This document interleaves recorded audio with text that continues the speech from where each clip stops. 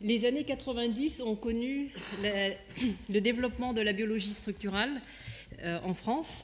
Et il s'agit d'une activité pluridisciplinaire où physiciens, chimistes, mathématiciens ont joint leurs efforts pour pouvoir mettre en œuvre les outils pour pouvoir sonder la matière du vivant. C'était juste fascinant de découvrir la structure à l'échelle atomique de protéines. Et à cette époque, un bon nombre de biologistes étaient tout juste émerveillés de voir la structure trois-dimensionnelle de leurs protéines préférées, mais ne savaient pas aller plus loin. Roland était parmi les biologistes qui avaient compris l'intérêt de connaître une structure de protéines. Il avait compris que cette information était clé pour déchiffrer les mécanismes enzymatiques, mais que ce n'était pas l'aboutissement, c'était au contraire un tremplin fantastique pour imaginer de nouvelles expériences et réellement comprendre le mécanisme à l'échelle atomique. Et typiquement, c'est illustré par cette diapositive ici, où il s'agit d'une enzyme intervenant dans la voie de synthèse d'acides aminés branchés. Et c'est un exemple de projet que Roland a initié. Il a mis en relation des équipes, et je vois certaines personnes ici, et on voit typiquement ce qui vient de ce résultat. On voit la constitution globale de la protéine, mais on peut aussi zoomer dans le site actif, où on voit les différents acteurs, les cofacteurs, et on voit quels sont leurs voisins immédiats. On a les distances atomiques, et on sait maintenant comment on va pouvoir agir sur ce site actif pour pouvoir le modifier. À cette époque, c'était les années 90, donc j'ai côtoyé Roland, je le voyais pour la première fois. Et moi, je travaillais sur une protéine qui était issue de graines de blé, qui était très abondante, mais personne ne savait à quoi elle servait. Et un beau jour, Roland me dit « Ma petite Eva, je vais vous donner un conseil. Arrêtez de passer votre temps à travailler sur une protéine dont on ne connaît pas la fonction.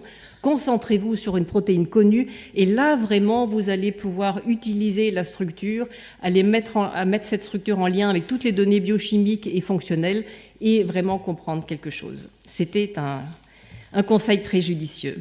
Donc Roland a toujours suivi de près ce développement qui se passait à l'IBS, qui a été créé dans les années 90. Il a collaboré lui-même fortement avec plusieurs équipes de l'IBS. Il a incité des collaborations, et ce sont des collaborations durables. En 2002, j'étais très heureuse d'apprendre que Roland avait accepté de prendre la direction de l'IBS, et je n'ai pas hésité une seconde à dire oui lorsqu'il m'a demandé de devenir sa directrice adjointe. Je n'avais pas compris ce que signifiait la suite, mais ça, c'est une autre histoire. Mais pendant ces 2 années, Roland a été d'une efficacité redoutable. Juste une anecdote, à cette époque, nos voisins immédiats, qui sont des institutions européennes, le SRF, donc le rayonnement synchrotron, l'ILL, le réacteur à neutrons, et l'antenne grenobloise de l'EMBL, étaient en train de discuter un partenariat pour mettre en œuvre des outils en commun, pour s'unir, pour répondre au développement, pour faire suite à toutes les informations qui venaient de sortir des génomes. Donc c'était le vrai essor de la génomique structurale.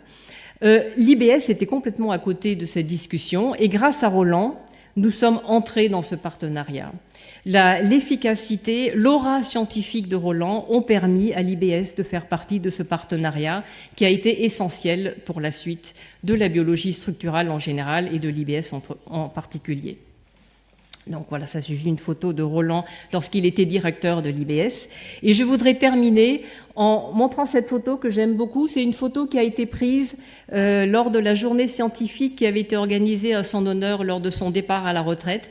Et on voit que Roland savoure les exposés scientifiques faits par ses anciens élèves, faits par ses collaborateurs et faits par l'ensemble des scientifiques qu'il a réussi à animer et à inspirer. Merci.